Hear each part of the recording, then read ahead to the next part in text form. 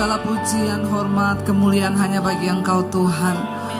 Kami tahu hidup kami karena anugerah Tuhan. Bahkan sampai detik ini kami terus membutuhkan anugerah Tuhan. Biar kami terus hidup dengan rendah hati di hadapan Tuhan. Dan Engkau dapati kami berkenan di mata-Mu ya Bapa. Terima kasih buat hari ini. Berbicara bagi kami, ingatkan kami, tegur kami dengan firman-Mu. Supaya hidup kami semakin hari semakin berkenan. Urapi hamba-Mu yang tidak ada apa-apanya Tuhan. Urapi setiap kami dalam nama Yesus. Sama-sama katakan amin. Silakan duduk Bapak Ibu, shalom. Apa kabarnya hari ini? Iya saudara, tanpa kita sadari ya seringkali kita masih dijajah. Padahal Alkitab berkata engkau dipanggil untuk merdeka.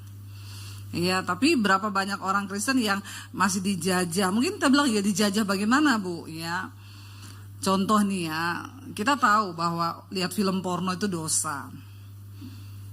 Besok saya nggak pengen lagi, tapi ternyata besok lihat lagi.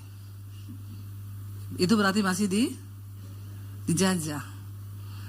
Ya, saudara tahu marah itu dosa, kepahitan itu dosa. Saudara berniat aku besok nggak mau marah-marah. Ternyata besok saudara masih marah-marah lagi. Itu namanya dijajah. Saudara tahu terikat dengan game itu tidak bagus. Ya, tapi saudara tiap hari main game sampai nggak ada batasan waktu, ya itu juga dijajah loh. Dijajah itu. Ya, saudara tahu bahwa lihat handphone tiap hari itu juga dosa. Dari pagi sampai malam sampai kita kadang nggak melakukan apa-apa karena scroll handphone terus. Ya apalagi sekarang ya harus kasih makan Instagram. Sekarang peliharaannya bukan cuma dogi, burung, Instagram juga peliharaan sekarang. Ya sekarang lagi FOMO nih main padel apa pudul itu. Ya sehingga tiap hari orang itu gitu cuma buat foto. Yang mahalnya di fotografernya malah. Ya enggak? Ya enggak bisa main enggak apa-apa. Yang penting sepatunya, outfitnya ya toh, raketnya toh. Nanti sampai sana tinggal gaya toh gini. Di foto buat kasih makan. Itu juga terikat loh saudara. Ya, kita pikir seringkali saya ini udah merdeka, udah apa. Segala sesuatu yang membuat hidupmu itu diperhamba, itu namanya saudara belum merdeka. Ya, olahraga tuh bagus. Tapi kalau olahraga 1 hari 10 jam, Anda jadi atlet sekalian aja. Ya, itu juga terikat. Jangan pikir oh itu baik, enggak bagus saudara. Ya, segala sesuatu yang melebihi, yang sampai kita nggak bisa kendalikan. Ada yang bilang, loh Bu saya nih suka olahraga Bu, sehari saya olahraga 10 jam. Apakah itu berhala? Iya. Karena tujuannya sekarang juga buat apa gitu, kecuali memang itu profesimu. Ya, saya PT Bu, ya memang itu kerjaan. Segala sesuatu yang akhirnya memperhamba kita, ya rokok itu juga saudara terjajah loh. Tahu rokok itu nggak baik, ya tapi terus merokok. Ya Anda terjajah. Saya juga menyadari sebenarnya orang merokok itu sih, dia bilang saya kalau stres merokok hilang. Oh saya baru menyadari setelah saya belajar lihat-lihat ternyata olah napas itu kan baik toh. Nah orang merokok itu kenapa dia bilang kalau ngerokok hilang stresnya? Karena kan dia tarik begini sudah. Jadi yang merokok kalau mau berhenti nih saran saya, saudara pura-pura aja merokok. Tapi tarik napasmu, ya itu juga memang benar. Makanya orang merokok itu dia bilang hilang stresnya. Karena dia kan tarik. Terus dia buang. Itu nggak ada asap rokok pun. Iya, itu olah napas, stresmu juga hilang. Di belakang knalpot mobil juga kau gitu hilang stresmu. Sama-sama asap toh. Tapi lebih beracun rokok daripada knalpot mobil saudara. Tapi mirip, tapi iya benar. Jadi segala sesuatu yang memperhamba kita, yaitu saudara sudah dijajah. Tapi nggak enak. Alkitab berkata kita ini dipanggil untuk merdeka. Ibu-ibu yang tiap bulan harus beli tas, harus gini. Ya udah niat besok nggak mau ada cicilan. Bulan depan ada lagi cicilan. Itu diperhamba. Sudah dijajah itu. Dalam segala hal kita ini harus merdeka saudara. Sehingga enak kalau hidup kita ini nggak terikat satu apapun itu enak saudara. Disitulah letak kebahagiaan hidup. Makanya saya selalu bilang orang yang paling bahagia di dunia ini orang yang hidup dalam kekudusan. Nggak ada intimidasi iblis. Kita dengan Tuhan merdeka. Jadi bangsa Israel mereka juga dibebaskan Tuhan dari penjajahan. Bukan nggak ada sebab saudara. Ya, kita tahu sejarah bangsa Israel. Bangsa Israel itu dulu ya berasal dari keturunannya siapa? Bapak Ibu yang lulus sekolah minggu angkat tangan. Yang bisa jawab saya kasih sepeda di bawah. Sepedanya siapa? Nggak tahu, ambil aja tuh ya. Bangsa Israel itu bapaknya siapa? Yakub ya. Terus ketika dia bergumul dengan Allah, dari situ namanya dirubah menjadi Israel. Sejarahnya bangsa Israel itu sampai ke Mesir. Kita tahu bersama kisah tentang Yusuf ketika Yusuf itu cerita tentang mimpinya, keluarganya iri, sirik, lalu dia mau dibunuh, akhirnya nggak jadi, mereka buang dan jual dia sebagai budak di Mesir.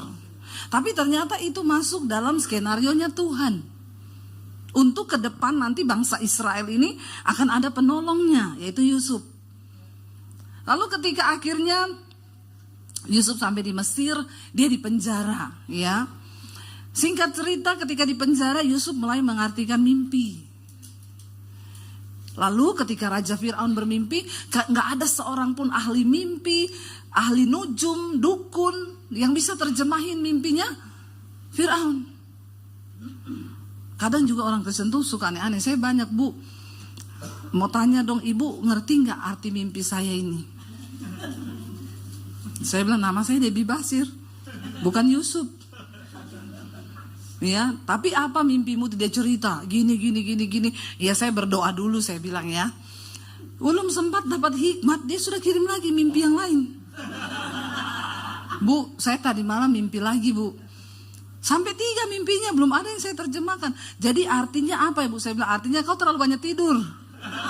Makanya mimpimu banyak sekali. Bingung orang tiap malam mimpi. Saudara, mimpi itu kan susah ya. Saudara mimpi enggak? Kalaupun mimpi kita lupa toh, ini dia ingat, baru dia tanya semua sama saya. 3 lagi. Jadi kesimpulannya kau kebanyakan tidur, makanya banyak. Saudara akhirnya dipanggil semua, tidak ada yang bisa jawab. Lalu Yusuf berkata, Raja, arti mimpimu itu nanti akan datang 7 tahun masa kelimpahan. Lalu setelah itu 7 tahun masa kekeringan, akan terjadi kelaparan. Jadi kalau raja mau terhindar, maka bikinlah lumbung. Waktu masa kelimpahan itu menabung di lumbung. Ini juga prinsipnya sama dengan kita. Kalau saudara tidak mau hidupmu masuk dalam malapetaka, kalau ada uang jangan boros. Nabung, amin. Ya, beli apa kek yang bernilai investasi gitu. Ya, jangan dihabisin semua cuma demi gaya. Ya, pura-pura kaya gitu apalagi ya. Capek loh orang pura-pura itu. Jangan pura-pura saudara ya. Pura-pura kaya, wah itu enggak usah. Mending hidup itu apa adanya aja, jujur. Ya, semua yang pura-pura itu susah. Pura-pura kurus, susah enggak? Susah saudara ya. Kalau foto susah banget, harus diangkat tinggi. Ya, terus harus begini. Ya, iya kalau sudah ibu ahli sekali ya. Pura-pura kurus. Ibu bilang harus ditarik kameranya 0, berapa ya bu ya. Iya nanti pokoknya susah lah. Pura-pura kaya, pura-pura bahagia juga susah. Ya, Tuhan itu mau kita hidup apa adanya. Akhirnya Yusuf menerjemahkan mimpi dan raja bilang begini, karena kamu yang bisa terjemahin mimpi saya, jadi kamu saya angkat jadi Perdana Menteri di Mesir dan kamu bikin semua strategi itu. Lalu Yusuf bikin lumbung, ketika masa kelimpahan dia nabung itu gandum, jelai, ditaruh semua di lumbung. Lalu benar 7 tahun masa kelimpahan, setelah itu terjadi kelaparan. Alkitab mencatat terjadilah masa kekeringan, kelaparan yang amat sangat di seluruh bumi. Dan akhirnya di tanah Kanaan mereka kesulitan makanan sampai akhirnya saudara-saudara Yusuf harus pergi ke Mesir untuk beli gandum, karena yang ada gandum hanya di Mesir. Mereka beli, waktu Yusuf lihat keluarganya, Yusuf kenal mereka. Ya, karena muka mereka tuh nggak berubah. Mereka sudah nggak kenal Yusuf. Yusuf sudah mulia, saudara. Sudah tidak dikenali, terawat, sudah bercahaya. Ya, memang orang yang terawat dan tidak itu beda. Ya, makanya kalau kau menjadi anak Tuhan, hidupmu tuh pasti berubah. Amin. Ya, orang ketemu, wih luar biasa sekarang penuh kemuliaan toh. Karena kau diangkat menjadi anak Allah. Tapi kalau ada orang gak berubah-berubah begitu-begitu terus itu tanda tanya itu. Lalu dia kenal, oh ini saudara-saudaraku kasihan. Lalu dia panggil anak buahnya, nanti kalau mereka beli gandum, kasih, tapi uangnya jangan kau ambil, balikin lagi, taruh di karungnya. Lalu mereka curiga, kenapa kami beli selalu dibalikin uangnya. Mereka datang ke sana, mereka cerita sama papanya, itu Perdana Menterinya baik loh Pak. Dia begini. Lalu satu saat Yusuf panggil mereka, Yusuf tanya, ya gimana papahmu kabarnya baik? Ya, oh gitu. Lalu Yusuf memperkenalkan diri. Aku ini ucup loh say, ucup aku. Keluarganya nangis, cup. Kau cup, ucup, iya. Bapak gimana kabarnya Bapak? Baik Bapak. Lalu Yusuf bilang, kalian semua pulang jemput Bapak, pindah ke Mesir. Itu cerita awal bangsa Israel ada di Mesir. Ya, ini yang nggak lulus sekolah minggu saya kasih tahu. Tolong catat baik-baik tuh kisah ya, supaya tahu itu sejarah. Akhirnya mereka di Mesir, Yusuf menjadi Perdana Menteri, Yusuf beri mereka rumah, mereka hidupnya sejahtera. 12 suku Israel di tanah Mesir, mereka beranak pinak menjadi bangsa yang besar. Ketika mereka besar, diberkati, disegani, mereka pun lupa Tuhan. Memang biasa manusia begitu. Kalau sudah diberkati lupa Tuhan. Tapi yang di sini tidak, amin. Tidak mengaku. Sama wae. Jadi saudara, seringkali Tuhan harus membuat kesusahan terjadi supaya orang ingat Tuhan. Ketika akhirnya mereka menjadi besar, makmur, sejahtera, Alkitab berkata Yusuf mati, Fir'aun juga mati. Maka naiklah raja baru, Fir'aun yang baru, menggantikan yang lama. Kalau raja baru naik, maka undang-undang pun berubah. Beda raja, beda undang-undang. Beda presiden, beda aturan. Rekening 3 bulan tidak aktif, diblokir. Ya, hati-hati, istri juga 3 bulan gak aktif diblokir loh kau. Suami pun begitu. Kau gak aktif 3 bulan sebagai suami diblokir kau. Ya, hati-hati saudara, harus aktif. Bagus juga sih supaya aktif. Waktu saya dengar itu saya bingung saudara. Ada rekening saya 6 bulan gak aktif karena memang gak ada saldonya. Ya, yang bingung hari-hari ini tuh yang saldonya pas-pasan. Bu, gimana itu nanti Bu kalau diblokir saldonya? Emang saldomu berapa? 2 juta Bu. Tidak usah kau bingung kalau cuma 2 juta. Tidak ada yang pantau itu, cuma kau yang pantau tiap hari itu. Berkurang gak? Kepotong 500. Heran saudara. Ya memang setiap kali ganti ke pemerintahan, gantilah aturan. Tapi semua yang terjadi seizin Tuhan. Makanya gak usah bingung, lebih banyak berdoa. Apapun yang terjadi itu izin Tuhan. Bangsa Israel sudah nyaman, aman. Mereka bangsa pilihan. Diobrak-abrik kenyamanannya. Akhirnya sama raja yang baru, mereka diperintahkan untuk orang Mesir bikin aturan. Yang namanya orang Israel harus dijadikan budak. Kerja paksa di Mesir. Tadinya ada Yusuf, hidup mereka mulia. Ketika Yusuf mati, Fir'aun yang lama mati, raja baru naik. Makanya jangan selalu merasa aman hidupmu. Karena tidak ada tempat aman di dunia ini, amin. Kecuali dalam hadirat Tuhan. Jangan sandarkan hidupmu pada orang yang berpengaruh, orang yang berpangkat, pada orang yang punya jabatan. Jangan saudara, waktu semua digoncang. Yang tinggal hanya yang tidak tergoncang. Apa yang tidak tergoncang? Firman Tuhan. Amin saudara. Ketika akhirnya mereka digoncang jadi budak kerja paksa, tidak enak. Lalu mereka ingat, oh iya kita ini punya Tuhan. Di tengah masa kesulitan yang berat, mereka baru ingat kita punya Tuhan yang berjanji kepada nenek moyang kita Abraham, Ishak dan Yakub bahwa kita akan diberi tanah. Tanah kita ada, yaitu tanah perjanjian. Dan Alkitab berkata akhirnya mereka berseru kepada Tuhan. Buka Keluaran 2 ayat 23 sampai 25. Keluaran 2 ayat 23 sampai 25. Firman Tuhan berkata demikian, baca bersama 1, 2, 3.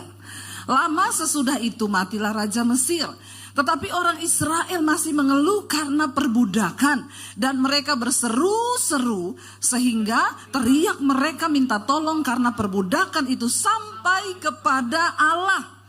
Allah mendengar mereka mengerang. Lalu ia mengingat kepada perjanjiannya dengan Abraham, Ishak dan Yakub. Maka Allah melihat orang Israel itu dan memperhatikan mereka. Mereka berseru-seru, tapi baru sampai kepada Tuhan waktu mereka mengerang. Amin, saudara.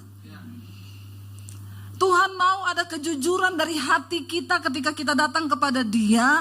Satu kerendahan hati, kejujuran yang berkata, Tuhan kami sudah salah, selama ini kami gak peduli dengan Tuhan. Tapi hari ini kami berseru, kami mengerang kepada Tuhan. Saudara, ya apa yang membuat Tuhan memperhitungkan doa kita sehingga Dia harus menjawab? Tidak semua orang Kristen akan mengalami janji Tuhan, tidak semua. Harus ada alasan dari hidup kita supaya firman itu bisa terjadi dalam hidup kita. Tidak semua, saudara. Tidak semua orang Kristen akan mengalami kedahsyatan janji Tuhan itu. Cuma mereka yang melakukan sesuatu yang itu bisa menjadi alasan untuk Tuhan bertindak dalam hidup kita. Amin.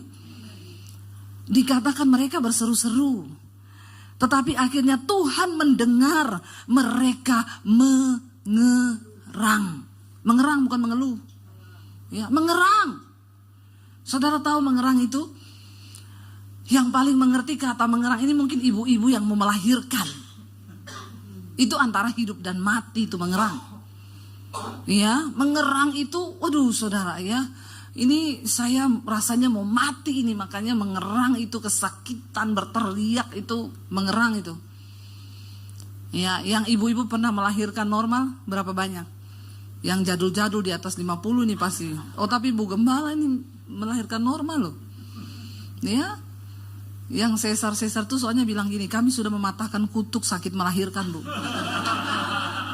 Dengan operasi katanya. Ya habis itu lebih siksa lagi ya. Tapi kalau orang melahirkan normal itu merasakan mengerang itu karena itu sakitnya auzubillahi minasyaitonirrahmanirrahim. Itu benar-benar luar biasa sakit melahirkan itu. Ya makanya tadi saya tanya sama Pak Gembala, loh modelnya Ibu Gembala yang begini nih bisa mengerang Pak? Kan Ibu Gembala kan kalem banget ya saudara ya. Pasti erangannya beda sama saya. Ya, mungkin Ibu Gembala waktu mengerang sakit Duk ya. Sakit Pak, panggil suaminya yang sakit, yang begitu ya Bu ya, kira-kira ya, karena kayaknya nggak mungkin mengerang sampai teriak kenceng itu ya. Kalau saya hampir saya pukul susternya.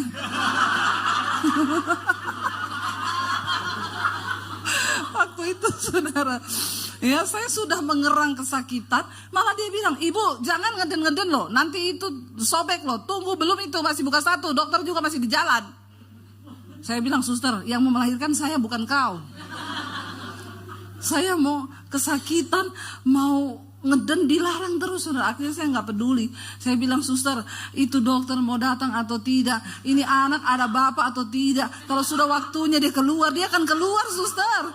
Akhirnya saya teriak, saudara, kebingungan sendiri. Kepalanya sudah di luar, makanya kau, apa saya bilang? Ketemu preman begini, saudara ya. Itu yang namanya sakit mengerang itu saudara. Antara hidup dan mati. Bangsa Israel, doa mereka baru sampai ke telinga Tuhan waktu mereka mengerang. Dengan kejujuran hati merendahkan diri dan berkata, kami butuh campur tangan-Mu Tuhan. Tidak semua hal dalam hidup ini bisa kita selesaikan dengan otak kita, dengan kekuatan kita, dengan backingan kita, dengan uang kita. Tidak semua hal. Ada begitu banyak hal yang bisa terjadi itu karena campur tangan Tuhan. Kita ini nafas aja itu semua dari Tuhan loh saudara, amin. Ya, dan akhirnya mereka berseru, mereka mengerang kepada Tuhan. Tuhan suka dengan kejujuran. Dia sudah berjanji akan memberikan tanah itu. Tapi dia tidak melakukan itu ketika dia tidak melihat ada respon dari bangsa ini. Untuk sungguh-sungguh kembali ke tanah itu saudara. Mereka mengerang dan Alkitab bilang lalu Tuhan mengingat, Tuhan mendengar. Dan Tuhan mengingat kepada perjanjiannya dengan Abraham, Ishak dan Yakub. Maka Allah melihat orang Israel dan memperhatikan mereka. Kalau hari ini kita mau mendapat perhatian Tuhan, mari kita sungguh-sungguh dekat dengan Tuhan saudara. Mari kita sungguh-sungguh punya hidup hati yang jujur di hadapan Tuhan, yang menghormati Tuhan dengan kerendahan hati. Kita melekat dengan Dia berkata bahwa kita butuh Tuhan. Keluaran 6 ayat 5 dan sampai ayat 7 kita lihat lagi. Keluaran pasal 6 ayat yang kelima, firman Tuhan berkata di sana begini. Tetapi aku, baca bersama, tetapi aku sudah mendengar juga erang orang Israel yang telah diperbudak oleh orang Mesir dan aku ingat. Sekali lagi ada kata erang, mengerang. Tuhan mendengar erangan mereka, orang Israel yang diperbudak, dan aku ingat kepada perjanjianku. Firman sudah diucapkan. Tapi kalau nggak ada respon dari orang Israel, itu nggak bisa terjadi. Janji sudah diberikan bahwa mereka akan diberi tanah yang berlimpah susu dan madu. Tapi kalau mereka tidak berespon terhadap Tuhan dengan benar, dengan sikap hati yang jujur, dalam kerendahan hati berkata bahwa mereka butuh Tuhan, ya itu tidak akan terjadi saudara. Dan dikatakan di sana ayat 6, ya, ayat 5, sebab itu katakanlah kepada orang Israel, akulah Tuhan. Aku akan membebaskan kamu dari kerja paksa orang Mesir, melepaskan kamu dari perbudakan mereka dan menebus kamu dengan tangan yang teracung dan dengan hukuman-hukuman yang berat. Ayat yang berikutnya ayat 6, baca bersama dengan suara keras. Aku akan mengangkat kamu menjadi umatku dan aku akan menjadi Allahmu, supaya kamu mengetahui bahwa akulah Tuhan Allahmu yang membebaskan kamu dari kerja paksa orang Mesir. Satu tujuannya, Tuhan izinkan mereka mengalami kesukaran itu. Ternyata ini Tuhan bilang, aku akan mengangkat kamu menjadi umatku. Loh, selama ini mereka sudah jadi umat Tuhan belum? Sudah. Tapi mereka tidak sungguh-sungguh mengenal dan mengikuti Allah dengan sikap yang benar. Tuhan bilang, aku akan mengangkat kamu jadi umatku dan aku akan menjadi Allahmu. Selama ini mereka hidup lepas dari Tuhan. Walaupun mereka berkata mereka umat Tuhan, tapi mereka tidak tergembalakan. Mereka tidak mengikuti suara gembalanya. Mereka nggak mengikuti apa yang Tuhan mau. Jangan jadi Kristen yang ayo saudara kita berubah, kita mau digembalakan. Ini yang Tuhan bilang. Kenapa kesukaran itu diizinkan terjadi? Karena selama ini mereka bukan sungguh-sungguh menjadi umat Tuhan yang digembalakan. Dan supaya aku menjadi Allahmu. Amin. Supaya kamu tahu bahwa akulah Tuhan Allahmu saudara. Ternyata banyak orang Kristen yang tidak punya pengalaman pribadi dengan Tuhan. Kesukaran, tantangan, persoalan datang dalam hidup kita supaya Tuhan mau satu. Engkau punya pengalaman pribadi dengan Tuhan. Supaya hidup kita ini punya cerita tentang Tuhan. Kisah apa yang mau saudara tulis di situ? Hah? Adalah seorang yang bernama Ahmed. Tiap minggu dia pergi ke gereja FLC. Tapi tiap Sabtu dia pergi dugem. Ya. Minggu dia tobat, Senin dia kumat.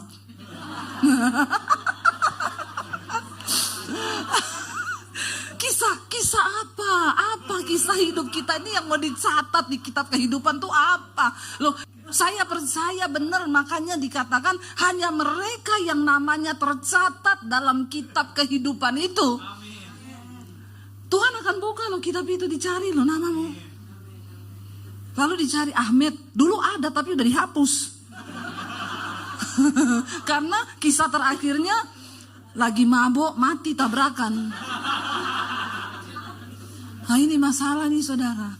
Yang lucu orang Kristen tuh pede. Mabuk mati tabrakan, tulisannya telah mengakhiri pertandingan iman dengan baik. Pret sekali, pret sekali. Itu saya banyak temukan tuh di daerah-daerah. Matinya kenapa? Tabrakan lagi mabuk, tabrak tiang listrik. Tapi di kuburannya, di batu nisan, telah mengakhiri pertandingan iman dengan baik. Pertandingan apa? Tabrak tiang listrik.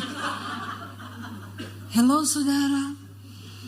Ayo kita benar-benar harus hidup kita nih jadi umat Tuhan. Dan umat Tuhan itu namanya tercatat di dalam kitab kehidupan.